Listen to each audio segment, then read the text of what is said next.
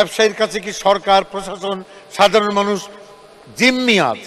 মাননীয় speaker, budget প্রস্তাবে অঙ্কের যাই থাকুক না কেন কিছু রদবদল করতেই হবে। যে কোনো মূল্যে নিত্যপণ্যের বাজার নিয়ন্ত্রণ করতে হবে, মূল্যস্ফীতি কমাতেই হবে, সাধারণ মানুষের ক্রয় ক্ষমতা ধরে রাখতেই হবে, বিদ্যুৎ সরবরাহ নিরবচ্ছিন্নভাবে দিতে হবে, সামষ্টিক অর্থনীতিতে স্থিতিশীলতা ফিরিয়ে আনতে হবে। মাননীয় স্পিকার, বাজারের দ্রব্যমূল্যের ঊর্ধ্বগতির জন্য সাধারণ মানুষের নাভিশ্বাস উঠেছে। কতিপয় ব্যবসায়ীর কাছে কি সরকার, প্রশাসন, সাধারণ মানুষ জিম্মি আজ? বাজার সিন্ডিকেটের কারণে রংপুরের 15-20 টাকার তরমুজ ঢাকাতে 200 টাকায় বিক্রি হয়, যার দ্রব্যমূল্য এই দশা। কেন পেঁয়াজের এলসি ওপেন করতে দেরি হলো? মাননীয় বাণিজ্য মন্ত্রী, আপনার বাসায় যদি চাউল শেষ হয়ে যায় তাহলে কি আপনি চাউল আগে কিনবেন না? কেন চাউল কিনতে দেরি হলো আপনার? এই যে এলসি ওপেন করতে দেরি হলো এবং সেই কয়েকদিনের চড়া দামের যে পেঁয়াজ কিনতে হলো আমাদেরকে, তাতে কত টাকা ব্যবসায়ীরা লুট করলো, তার ভাগ কি কেউ পেয়েছে? কারা পেয়েছে জানতে চাই আমি মাননীয় স্পিকার। নয়তো এই বাজার সিন্ডিকেট ভাঙার কোনো প্র্যাকটিক্যাল পদক্ষেপ বাজারে প্রশাসনের তরফ থেকে নাই কেন? আমি উল্লেখ করে বলতে পারি, শুধু মুরগির ডিমের বাজারে সিন্ডিকেট করে কাজী ফার্মস, প্যারাগন, সিপি, বাংলাদেশ সহ যত প্রতিষ্ঠান এই 52 দিনে 932 কোটি টাকা লুটে নিয়েছে। আমি জানি না এটা কিভাবে আমি সমাধান করব। এমন সব ঘটনা আমাদের বাজারে আসছে যে সাধারণ ব্যবসায়ীরা, লুটেরা ব্যবসায়ীরা আর কত মানুষ মারার মিশনে থাকবে। এরকম একটি পরিস্থিতি দেখে মনে হচ্ছে এই বাজেটে মূল্যস্ফীতি কমানোর জন্য কোনো দিক নির্দেশনা তেমন নাই, পরিষ্কার পরিচ্ছন্ন কোনো পদক্ষেপ নাই। মনে হচ্ছে স্বয়ংক্রিয়ভাবে মূল্যস্ফীতি কমে আসবে, তা হয় না। বাজেট মূল্যস্ফীতি 6% ধরে রাখার কথা বলা হয়েছে। মাননীয় স্পিকার, আমাকে একটু সময় দিয়েন। একটা খুবই কষ্টকর 6% আনা, কিন্তু 10% দিকে 7-এর ধারে কাছে আনা সম্ভব।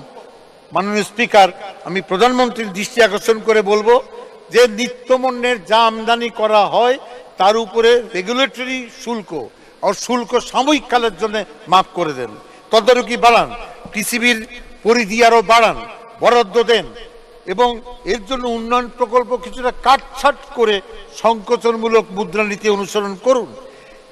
নিধি সুদ হার মার্কেটের সঙ্গে সামঞ্জস্য রাখুন। আজকে ঘোষণা হয়েছে ডলার রেট একসঙ্গে এক রেট করা হয়েছে, আজকে ঘোষণা হয়েছে। এটা আবার বদলানোর চেষ্টা করবেন না, তাহলে আবার বিপদে পড়ে যাব আমরা।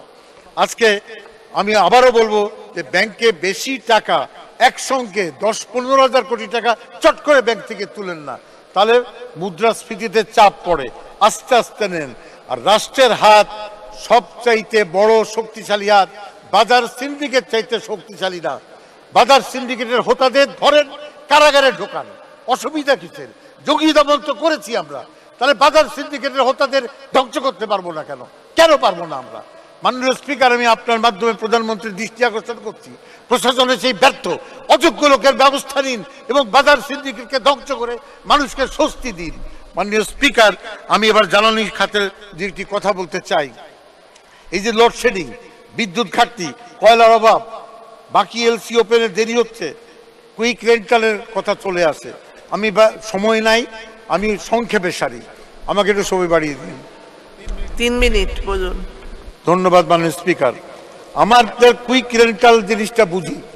কুইক রেন্টাল জরুরি ভিত্তিতে করা হয়েছিল, মাননীয় প্রধানমন্ত্রী 10, 11, 12 সঠিক সিদ্ধান্ত নিয়েছে, 3-5 বছরের জন্য সঠিক সিদ্ধান্ত নিয়েছে। কিন্তু অন্য বিদ্যুৎ যখন আসা শুরু করলো তখন বসিয়ে রেখে ক্যাপাসিটি চার্জ আজ 10 বছরে 90,000 কোটি টাকা কেন দিলাম? কেন? আজকে আমি বলতে চাচ্ছি, এই কদিনেই পায়রা বিদ্যুৎ কেন্দ্র ভারত থেকে আমদানি করা বিদ্যুতে এবং 10 বছরে মোট এখানে 17,000 কোটি টাকা দেওয়া হয়েছে। আর 10 বছরে Summit Group, Agro International, United Company, Bangla ট্যাক এবং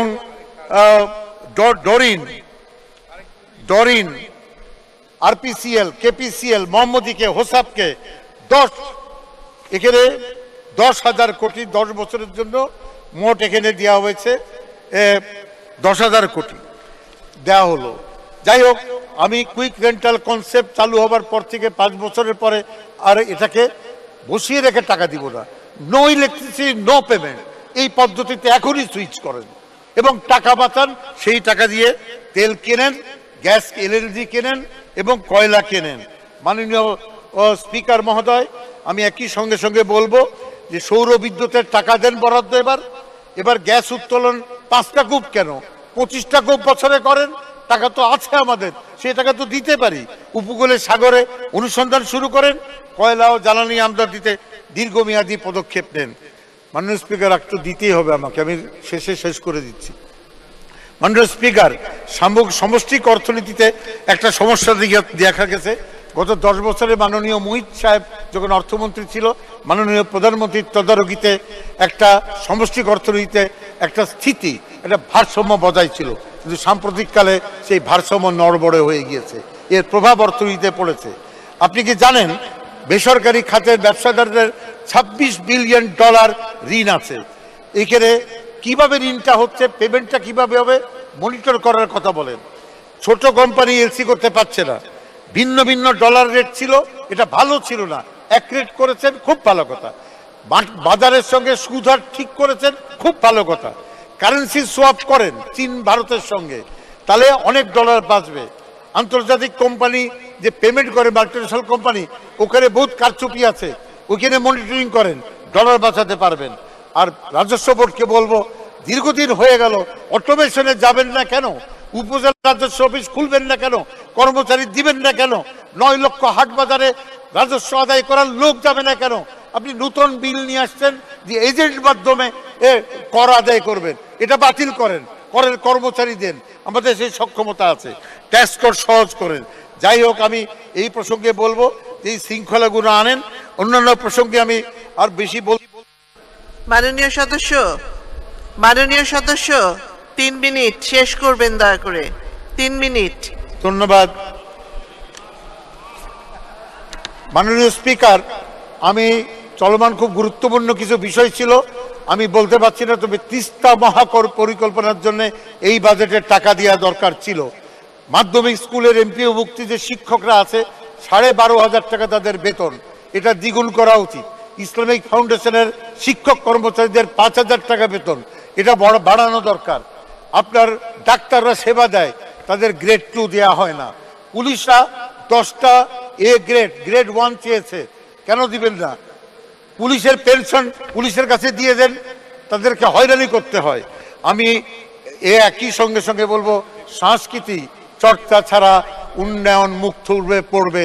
বাঙালিয়ানায় যদি উদ্ভাসিত না হতে পারেন, তাহলে বাংলাদেশ চলবে না। সংস্কৃতি চর্চায় টাকা দেবেন না, আর বাঙালি জাতীয়তাবাদের কথা বলবেন, তা হয় না। বাজেটের 1% দেন, অন্তত 1% দেন।